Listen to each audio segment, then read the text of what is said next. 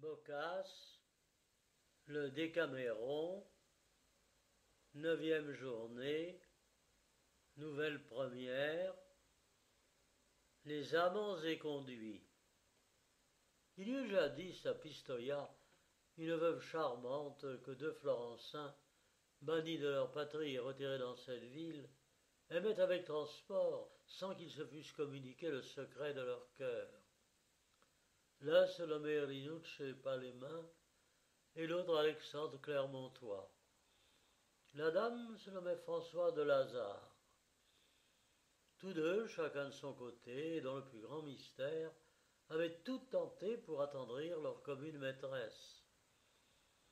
Celle-ci, quoique sans amour, mais lassée de leurs messages continuels et fatiguée de leurs prières, avait enfin daigné ouvrir l'oreille à l'un et à l'autre.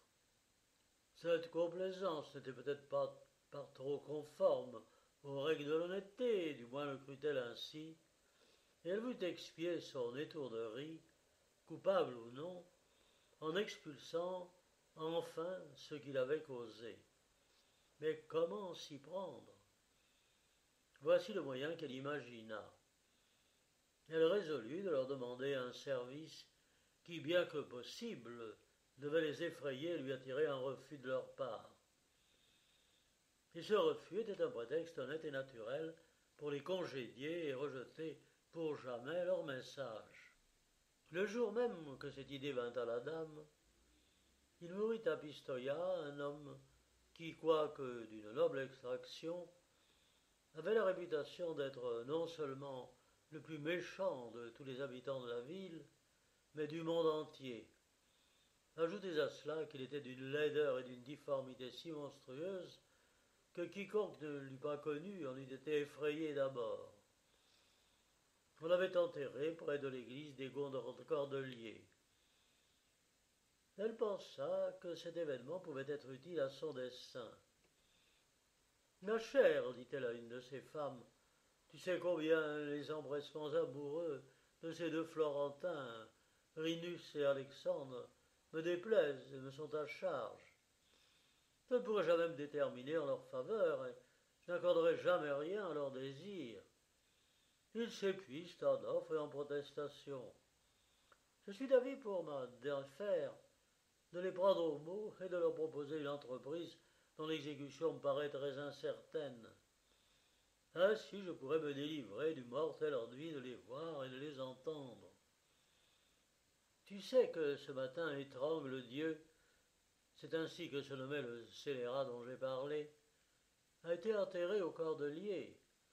Tu sais aussi que lorsqu'il était vivant, il était l'effroi des plus intrépides, et que son abord glaçait d'épouvante quiconque le rencontrait. Il doit être par conséquent un monstre d'horreur depuis qu'il est mort. Bien va donc premièrement chez Alexandre.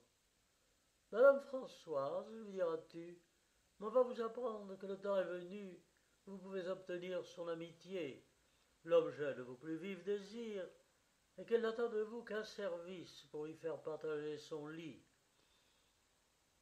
Pour quelque raison dont on vous instruira à loisir, un de ses parents doit faire apporter chez elle le corps d'écran de Dieu, enterré de ce matin. Elle le craint, tout mort qu'il est, et voudrait bien pouvoir se dispenser de recevoir un tel hôte.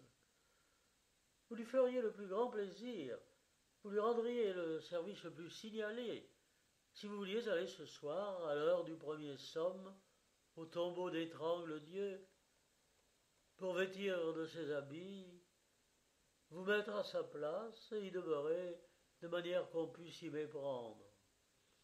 Et lorsqu'on viendrait vous chercher, il ne faudrait pas laisser échapper un seul mot, un seul mouvement qui vous trahit. Vous vous laisseriez tirer du tombeau et apporter à sa maison comme si vous n'étiez plus effectivement qu'un cadavre. Une fois entré, on vous rendrait les droits d'un homme vivant. Vous pourriez coucher avec ma maîtresse et ne sortir de ses bras que lorsqu'il vous plairait. Elle se charge du reste. Si Alexandre accepte cette offre, à la bonne heure. S'il la refuse, dis-lui de ma part qu'il ne se montre jamais dans les lieux où je serai. qui se garde surtout de m'importuner à l'avenir. Ensuite, tu iras trouver Rinus, et tu lui diras « Madame Françoise est prête à faire tout ce qu'il vous plaira, mais elle exige auparavant que vous lui rendiez un grand service. Il s'agit d'aller vers l'heure de minuit au tombeau où Étrangle Dieu a été enfermé ce matin, et sans dire mot, quelque chose que vous entendiez ou que vous sentiez, d'en retirer doucement le cadavre et de l'apporter à la maison. Là vous saurez pourquoi elle exige ce service, et ses faveurs seront votre récompense. Si cette entreprise vous déplaît, elle vous demande de cesser pour jamais toutes vos galanteries à son égard. » La servante s'acquitta fidèlement de la commission et rendit aux deux amants tout ce que sa maîtresse lui avait ordonné de leur dire de sa part. Tous deux également épris répondirent que pour lui plaire, ils étaient prêts à aller non seulement dans un tombeau, mais jusqu'aux enfers. La servante rapporta leur réponse à madame Françoise, qui attendit tranquillement que l'événement justifiât leurs propos. Dès que la nuit fut venue, Alexandre Clermontois se dépouilla de ses habits, sortit de sa demeure à l'heure indiquée, pour aller prendre dans un tombeau la place d'Étrangle Dieu. Cependant, chemin faisant, son premier courage commençait à l'abandonner. Mille idées noires effrayaient son esprit. « Mais bon Dieu, où vais-je » dit-il en lui-même. « Quelle sottise est la mienne ! Que sais-je si les parents de cette femme, avertis par hasard de mon amour, et me supposant plus avancé, plus heureux que je ne le suis, ne lui ont pas fait faire tout ceci pour m'assassiner dans l'obscurité de ce tombeau? Et qui pourrait me secourir? Je n'aurais même pas l'espoir de la vengeance. La solitude du lieu leur garantirait l'impunité du crime. Et que sais-je si quelque rival préféré ne lui a pas proposé ce stratagème pour se défaire de moi?